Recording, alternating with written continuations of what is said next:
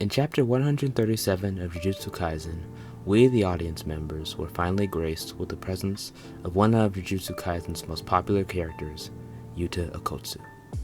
Yuta was first introduced as the main character in the prequel manga, JJK Volume 0. However, creator Gege Akutami had another character in mind when considering the main character for the coming weekly series. The character that would headline Jujutsu Kaisen, Yuji Itadori. The odd circumstance of having two different main characters, one the former and the other the present, is an obvious breeding ground for conflict amongst the fanbase. People that want Yuta as the MC claim that Yuji is unimpressive and irrelevant in his own series, while those that prefer Yuji will say that Yuta is just a generic shonen MC. Personally, I find myself in the camp of people who would have been happy with whatever we were given.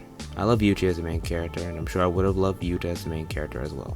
But the events in the manga got me thinking about this conflict within the fanbase further, and made me realize how this conflict has been reflected within the actual story of Jujutsu Kaisen. In this video, I hope to explain how Yuji Itadori was once a normal high schooler before becoming a full-time Jujutsu sorcerer. Something that immediately struck me about Itadori was his sense of stability and confidence. But circumstances come about that place him right in the thick of the war between curses and sorcerers. Instead of running away from danger, Yuji decides to jump into the flames with no fear of burning. The reason he does this is because of an important piece of advice that would change his life. On his deathbed, Wasuke Itadori, Yuji's grandfather, tells him not to end up like he did, lonely, with no one but his grandson there to comfort him as he's approaching death's door. Wasuke believed that the way for Yuji to achieve this was for him to use his strength, in every sense of the word, to help others wherever he can. The seemingly benign advice is what would change Itadori's life and set him on a course that no one could have prepared him for. As he is about to be devoured by a curse, Yuji makes a risky but impactful decision. Disregarding all warnings, Yuji, an outsider, inserts himself into the world of Jujutsu sorcery by swallowing one of Sukuna's fingers for a chance at destroying the current threat. Despite the odds, Itadori gets lucky and Sukuna is revived. The only downside is Sukuna is revived. Yuji's life has been saved, but is one life worth unleashing the devil that is Sukuna? Being the vessel for Sukuna, Itadori is set to be executed by Satoru Gojo. However, Gojo gives him a chance to add some meaning to his life before his impending death.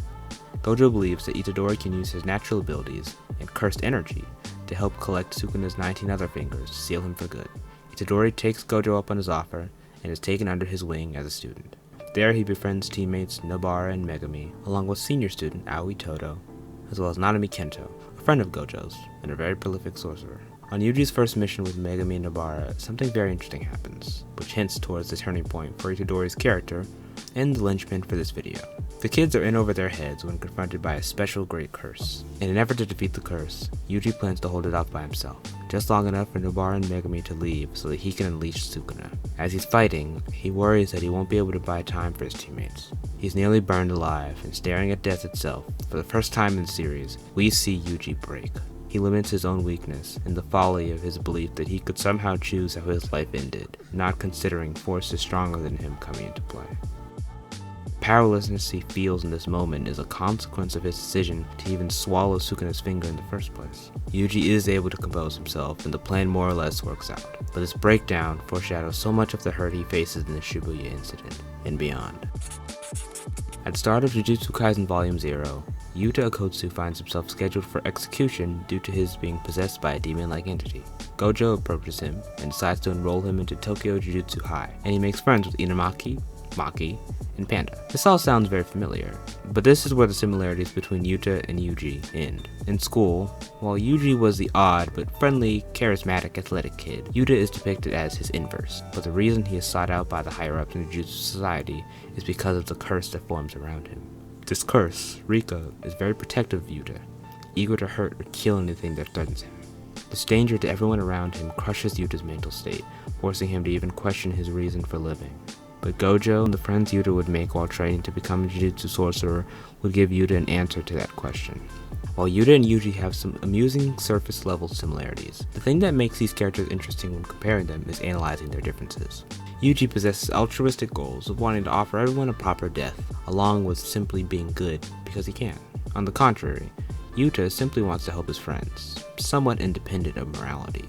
When Maki mentions how much she hates the Zenin clan, Yuta doesn't hesitate to volunteer himself in the destruction of said clan.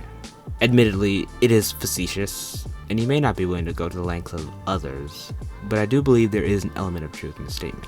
A better example, perhaps, would be Yuta's readiness to kill in the manga's current arc, the Culling Games. While Yuji would rather negotiate the exchange of points, Yuta asks no questions and immediately resorts to battling it out for points, with the series heavily implying that he'd be willing to kill under different circumstances. This willingness to do whatever it takes for his friends is in conflict with Yuji's strong morals.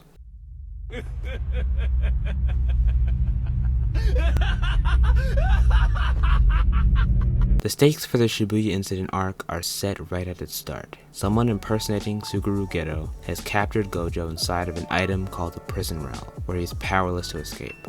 Losing the force of nature that is Satoru Gojo for any extended period of time leaves an opening for powerful curses and curse users to wreak havoc on the world. The pressure that's placed on the shoulders of Jujutsu sorcerers all over Japan cannot be understated, with Yuji Itadori carrying a disproportionate amount of it. With that being said, Yuji takes on the challenge with the same amount of gusto and confidence that we would expect from him. Having gone through many troubles, it's good to see that he has remained himself through it all. But any of the trials he'd faced before could have never prepared him for the adversity that awaited at Shibuya. あんたみたいに自分で椅子持ってきて座ってるやつもいるけどね。継ぎはぎの呪霊は改造した人間を使う。この仕事をしている限り、君もいつか人を殺さなければいけない。子供であるということは決して罪ではない。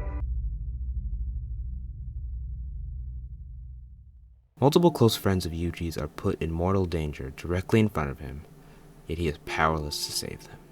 He loses the fight against Chozo, forcing him to fail his ultimate goal and leaves his body in the hands of Sukuna, where he does this.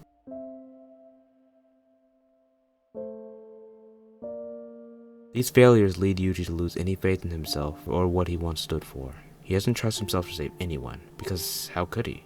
He's been proven to be a failure at almost every turn, not only because of his own weakness, but because of Sukuna's growing power, a consequence of that weakness. The agency he was once proud of is the same agency that manufactured the deaths of countless innocents. Improper deaths, if you will. To understand the negative change Yuji Itadori faces, it's important to understand the antagonist Mahito and exactly how these characters come into conflict. Mahito is what we call an intelligent curse, but at heart he's the same as any other mindless, ugly curse, with the only difference being he looks like a human. He has the same natural intuition, his being toward chaos and evil in its purest form. So when Yuji wants revenge for Mahito's killing of Junpei, he can excuse his actions as being all he knows. But after taking a look at how Yuji carries himself as a sorcerer, he's able to see that they're like poles on a planet. The same at heart, just opposite each other. Just as Mahito kills humans indiscriminately, Yuji kills curses. Just as Mahito lives according to his own nature, Yuji does as well. This idea is something that Yuji rejects at first, but at the end of their fight, he not only concedes Mahito's argument, but embraces it. He embraces the role he was given that is opposite Mahito's. Yuji also still blames himself for the decisions he's made of his own volition, however. From Yuji's perspective, his decisions and desire to follow his grandfather's advice and find meaning in his own life have only led to destruction. The death of his friends, abduction of his sensei, and the consequences of Sukuna's release. The only good that could have come from his decisions as a sorcerer are his willingness to kill curses, in turn saving people. However, upon his accepting Mahito's terms, he accepts that even these actions are proven unworthy of admiration, as he's simply acting like a curse, living according to a predestined code. Simply put, the actions he takes result in tragedy, and the good he produces is not even his own. This belief that he's simply a cog in the system of Jujutsu sorcery makes him into a shell of himself, his confidence shaken as he carries the guild of Shibuya on his back like a backpack that will only get heavier over time. When Megumi requests that they work together as a team in the Culling Games, he doesn't want to because of the worry that he can't sufficiently control Sukuna. There is, however, a person that Yuji trusts to handle Sukuna, should he ever become a threat again. Hello, my dear. It's Spider-Man! Upon Yuta's return into the Jujutsu Kaisen manga, he immediately feels very different from the character we were introduced to in JJK Volume 0.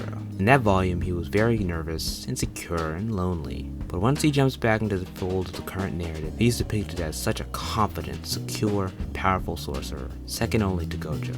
I repeat, Hakari fans, second only to Gojo. He's humble, but his actions speak louder than his words. But not only does his reintroduction serve as a testament to his character development, but it also serves as a model for what Yuji could have been. Yuta enters the scene, achieving everything that Yuji wanted to. He shows benevolence, saving large reserves of his own power to protect the lives of innocents. He also shows reliability, having the confidence and strength to go to the toughest colony in the Culling Games by himself and succeed.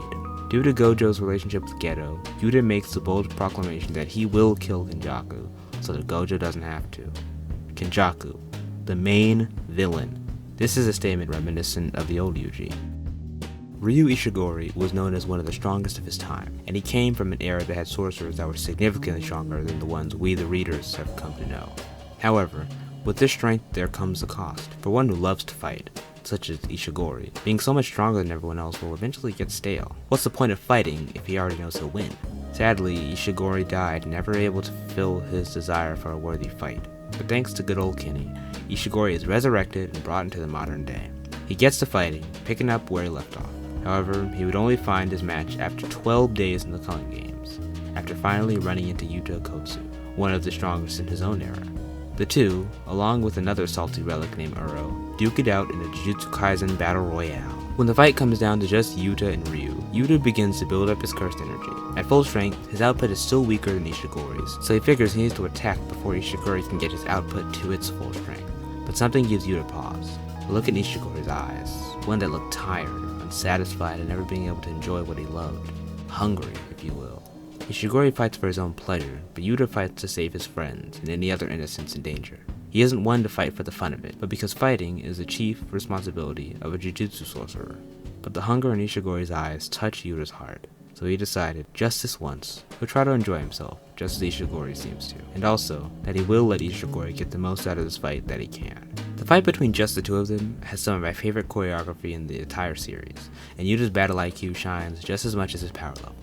When Yuta pulls out the victory, Ishigori thanks his opponent for finally giving him the dessert that his life had been missing. In this encounter with Ishigori, Yuta is able to accomplish one of the goals that Itadori set out for himself, the goal of giving people a proper death. Before we see Itadori granting anyone such a death, Yuta is able to.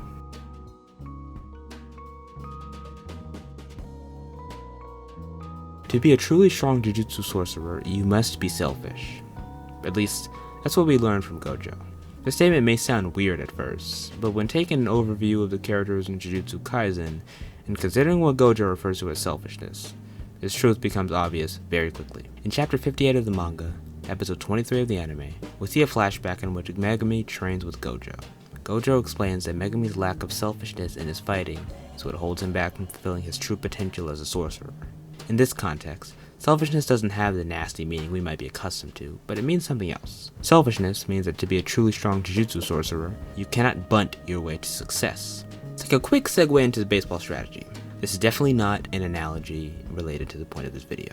For a long time, the common belief in the sport of baseball was that the sacrifice bunt was an efficient and effective way to score more runs. The batter will bunt the ball just in front of home plate to give the runner on base a chance to move up a spot, effectively letting himself get thrown out in the process. But with the recent advanced emphasis on analytics, and as baseball wisdom has become more intelligent, bunting has started to become more and more relevant. The modern thought behind bunting is that it is effective if you only want to score one run, but limiting your team to scoring one run per inning is not conducive to winning. In the same situations that older players would have bunted in, the modern player is instructed to take a chance to swing the bat himself. Ever since the Shibuya incident, Yuji Itadori has tried bunting his way through life. But through the story of Jujutsu Kaisen, Yuta, and baseball, we know that this should not be the case. Jujutsu sorcery, a lot like baseball, is both a team sport and an individual one. Our sorcerers fight for the same side of justice, but that side can only be effective if each fight with his own conviction, his own drive. That way, you get moments like this,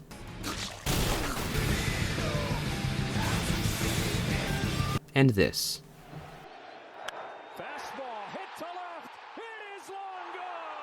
As a big fan of Yuta, I do not take any pleasure in proving that he is, in every way, better than Yuji. In fact, Yuji is my second favorite character. I'm merely stating that he has, in fact, been replaced. But to be perfectly clear, that circumstance should be seen as nothing short of a tragedy. But I don't know. Perhaps there's a pathway for Yuji's redemption. Some way in which he can find the old version of himself. We'll see. Along with senior student Aoi